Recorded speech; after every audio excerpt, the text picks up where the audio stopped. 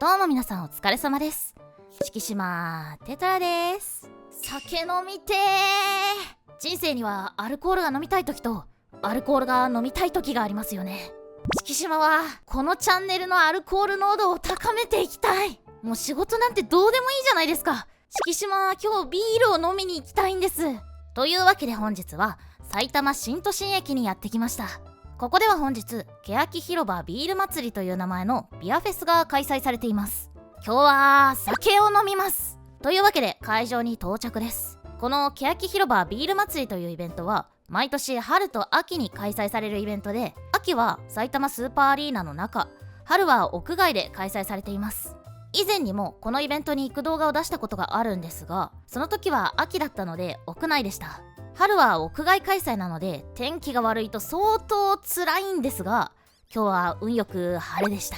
というかめちゃくちゃ晴れてます。ビールを飲むのには最高の天気ではないでしょうか。まずは酒を飲まなければ始まりません。1杯目を選びましょう。この会場には本当にたくさんのブルワリーさんがあって迷っちゃいますね。どれから飲もうかな。早く飲みたいと思いつつもこう迷ってる時間も楽しかったりしますよね。というわけで1杯目はこちら、ブラックタイドブルーイングのビールを飲もうと思います。ブラックタイドは宮城県気仙沼市にあるブルワリーで 3.11 の大地震後に立ち上げられたブルワリーさんです。ちなみにブラックタイドって黒潮って意味らしいです。今回選んだのはブラックタイドの桜というビールです。セゾンというスタイルのビールでチェリーとハイビスカスを使っているそうです。そのためか色が可愛いのもいいですね。飲むと結構香りがふわっと抜ける感じでさっぱり飲める感じがあってね、敷島的にはこれが1杯目で良かったかもなって思いました。このブルワリーさんは毎回ビールの缶のラベルがおしゃれなイメージがあります。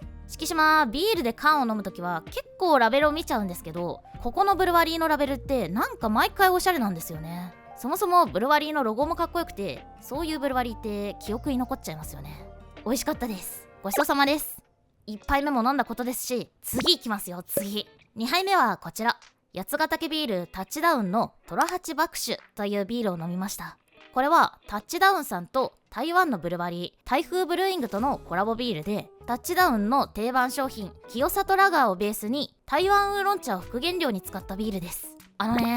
これマジで美味しいです。実はね、つい数週間前に別のところでこのビールを飲んだんですが、それが本当に美味しくて、ここでも見つけたんでつい頼んじゃいました。台湾ウーロン茶の華やかな香りがあってめちゃくちゃ敷島好みの味です。ウーロン茶っぽい苦味もあるんですけど、苦すぎなくてね、さらっと飲める感じなのもまた最高で、華やかな香りと絶妙な苦味でね、何度も口をつけたくなるビールでした。マジで好みのビールです。あと普通に台風ブルーイングさんも好きなので、それも熱かったです。ちなみに敷島、毎年3月に開催している誕生日イベントに合わせてビールを作っていて、今年は中華料理に合うウーロン茶のビールを作ったりしたんですが、もしかするとお茶を使ったビールが自分のツボの一つなのかもしれないなと思いました。めちゃくちゃ美味しかったです。ごちそうさまです。ここで一旦芋を食べます。このイベントはご飯もいろいろ出てるので、いろんなご飯を楽しみながらお酒が飲めるのが最高なんですよね。ブルワリーさんがその土地のフードをいろいろ出していて、フードフェス的な面白さもあるなと思いました。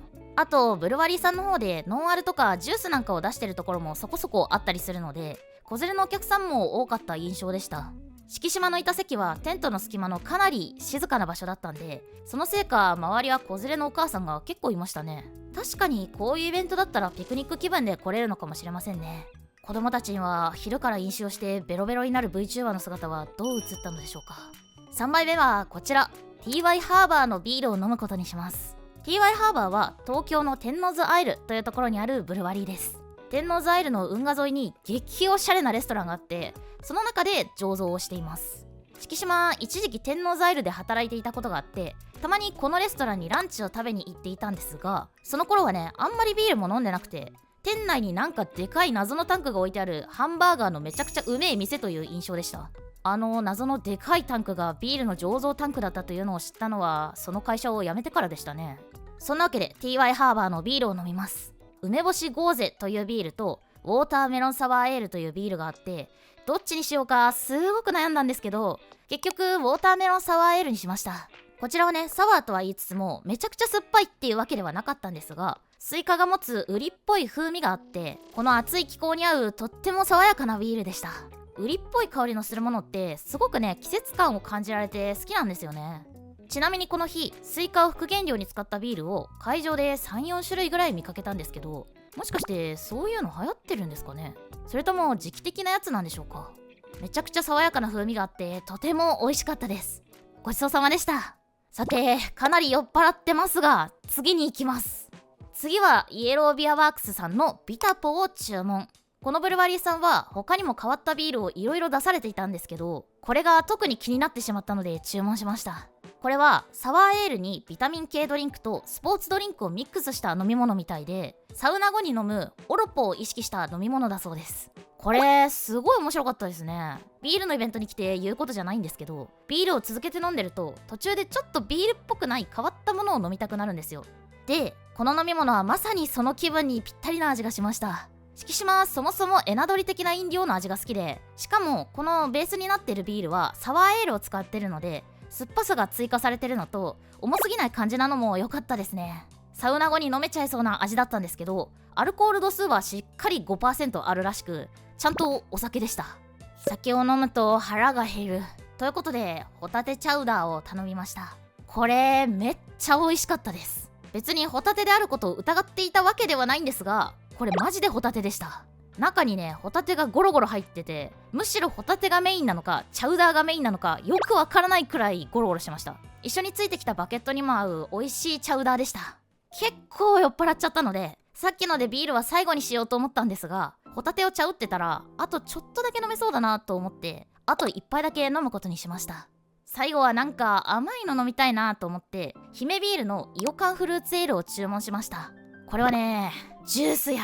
めっちゃ美味しいフレッシュなイオカンジュースって感じで最高でした。これもビールなんだな。なんかめちゃくちゃ面白いですね。これはビールが苦手な人にも気に入ってもらえそうな味をしてるなと思いました。アルコール度数も 2% なので安心安全ですね。っていうか、愛媛の蛇口から全部これ出ろ。姫ビールさんは愛媛のブルワリーで、愛媛果汁食品という会社が立ち上げたブルワリーだそうです。愛媛果汁食品は名前の通り、柑橘類の生産が盛んな愛媛でフルーツを加工してジュースやピューレ、ジャムなどを作っている会社で、コロナをきっかけにクラフトビール事業を開始したそうです。ジュースっぽいビールっていうのは結構あるんですけど、その中でもここまで果汁感のあるフレッシュジュースっぽいビールっていうのもそうそうないよなと思ったんですが、ここの会社のメイン事業が果汁加工だというので納得しました。そりゃうめえわけだわ。こういうのを飲むとビールって本当に何でもありなんだなと思わされますね。ビールでありジュースであり、ジュースでありビールであるみたいな感じの不思議な飲み物でした。かなり異色なブルワリーですが、こういうのもすごく面白いなと思いました。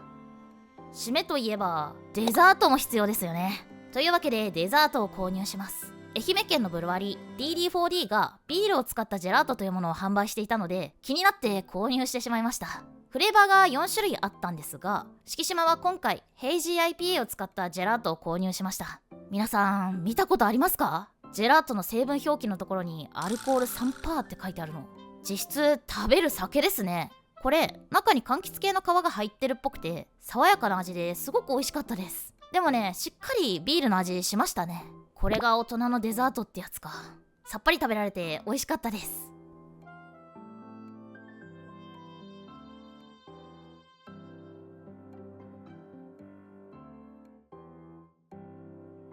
というわけで会場を後にします。結構酔っ払ってますが、とても楽しかったです。ごちそうさまでした。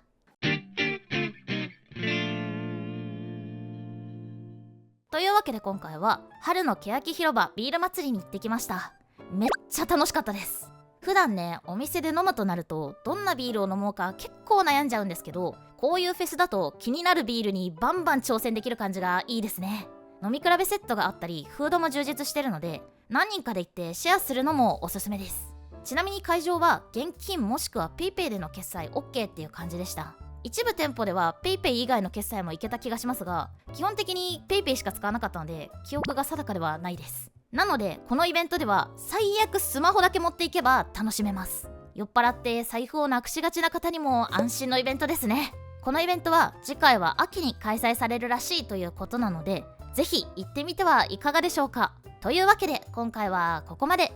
また次回の動画で